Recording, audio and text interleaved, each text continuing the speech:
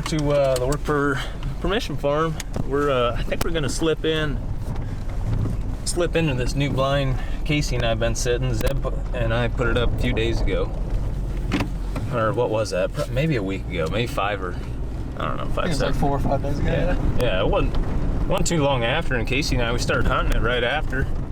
It's set up over. I want to say that's rut greens right there in front of it. Gosh, I had a little bit of soil problems. I probably should have added a little more fertilizer to it, but it just came up real late. But it looks decent so far. A lot of does in it. Zeb and I were looking at the cameras yesterday, and there was like 18, 20 does. I was doing some work probably about an hour ago, and I told Zeb we were going to take the evening off. And gosh, it felt bucky. So I came back, ripped over to the house. So we're going hunting. Luckily enough, he's speedy, and hopefully we're gonna make it to the blind before the deer get on their feet. So see you there.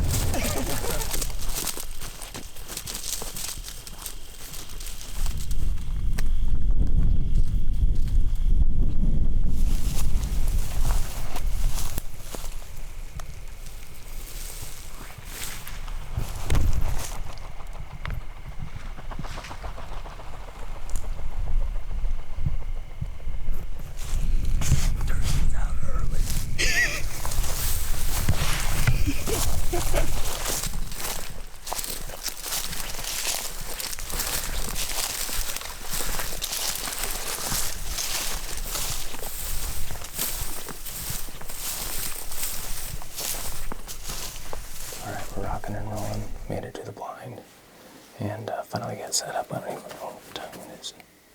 It's 5:08. I don't know, a lot of does coming here, but there's 2 bucks that have been here quite a bit, and they're both bucks that I filmed last year. I thought they were maybe a 3 and a 4-year-old, but I think they were both 4-year-olds possibly. The one's a real big 10 this year. The other one, he was a 10 last year with the little kicker. Ended up finding his shed, but he's a 9-point this year. He's a real good buck. It's the one we've been hunting for Casey.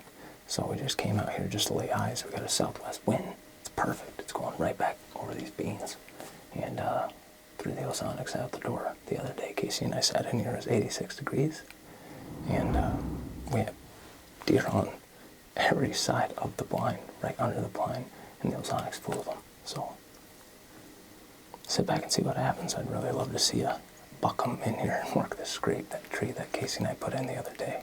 It'd be pretty gnarly, so. Might shoot though. Got a lot of tags still, and there's a lot of does in here.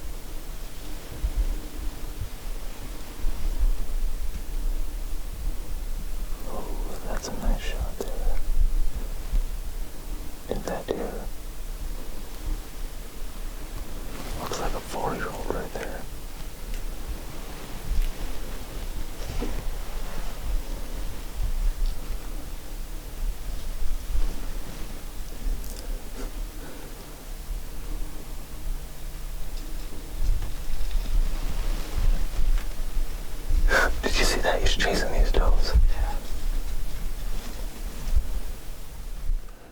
All right, that was a really good night. That is one of the bucks that we were in there after trying to film, trying to encounter. I just had a hunch that one of those bucks were going to be down there. The 9-point was down there last year. It's one of the 2, 3, or 4-year-olds that I was talking about earlier. And this one was one that I figured was 3 last year. I came and I started hunting this farm November 1st, so I didn't really know the age class. Some of the bucks were a little bit run down. I think I started hunting by like November 5th, November 7th.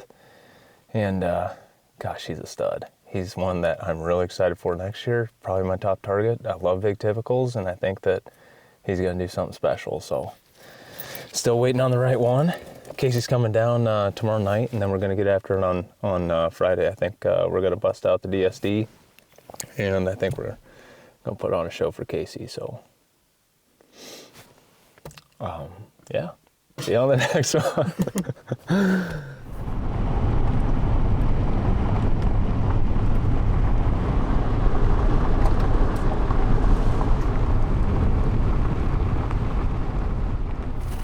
Today's October 18th, and I have Kaleb and Zeb here with me. We're gonna use the decoy, DSC decoy, and put him out. I'm also gonna have that same doe ultimate predator decoy in the front of my bow. There's one buck that's down here that we're kind of looking after. Kaleb called him Snorty. And there's some other mature bucks too that we're hoping are gonna step out, but we're gonna get down there and set up and see what happens. Rock and roll.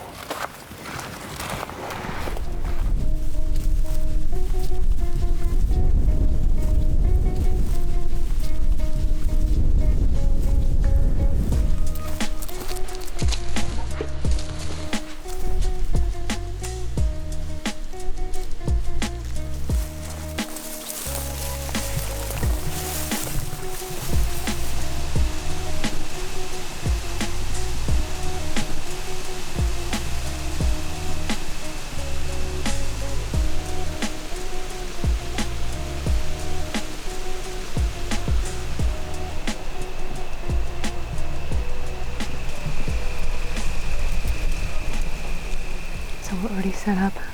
I have this decoy in front of me at about 20 yards. Also right in front of me to my left, there's a cutty pack, and it's facing towards a vine that this buck, Snorty, actually broke off. So we got some cool photos of that. This morning, actually, though, he's on the other side of this bean field working those scrapes, and we got some really cool photos of him down there as well. Last year, Kaleb and I sat down here a few times, and we had a few encounters with this buck. Kaleb wanted me to go ahead and pass him because he was super broke up. He seemed super territorial, aggressive buck, so we think that's why this decoy is going to work pretty well. The reason why we call him Snorty is because Kaleb and Shay filmed him a few times coming into a decoy last year, snort wheezing a lot. So hopefully if he's out here, he's going to want to come into that buck. He seems super aggressive, so maybe he'll give me a broadside shot here at 20 yards. So we'll sit back and see what happens.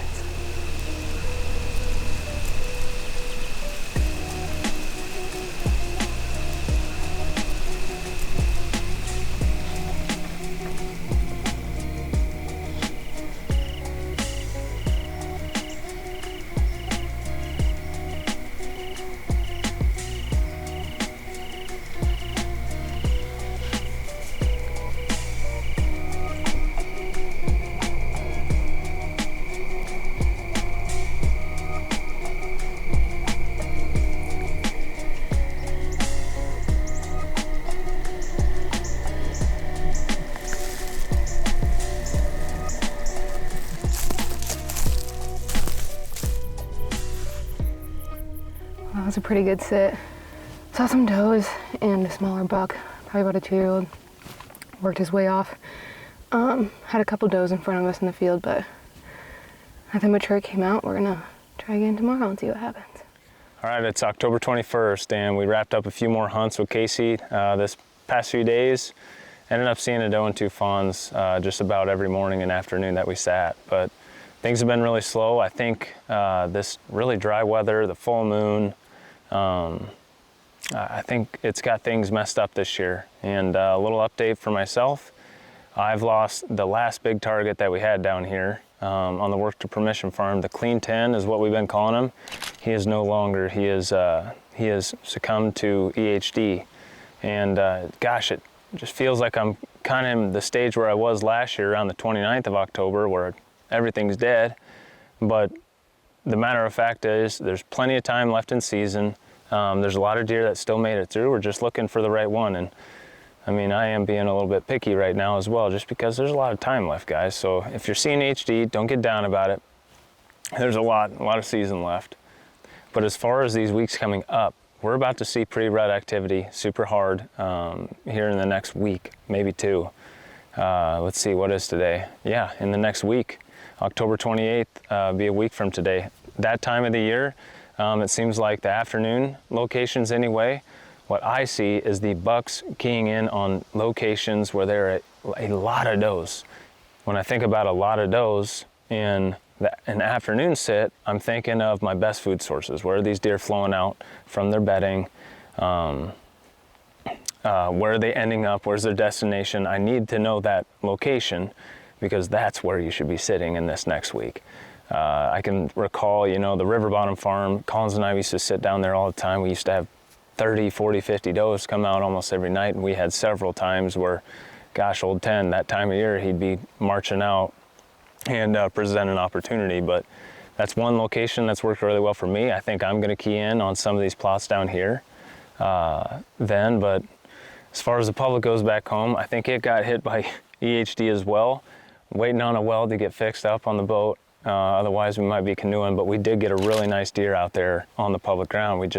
It's a boat in only access spot, and it's really hard to get there.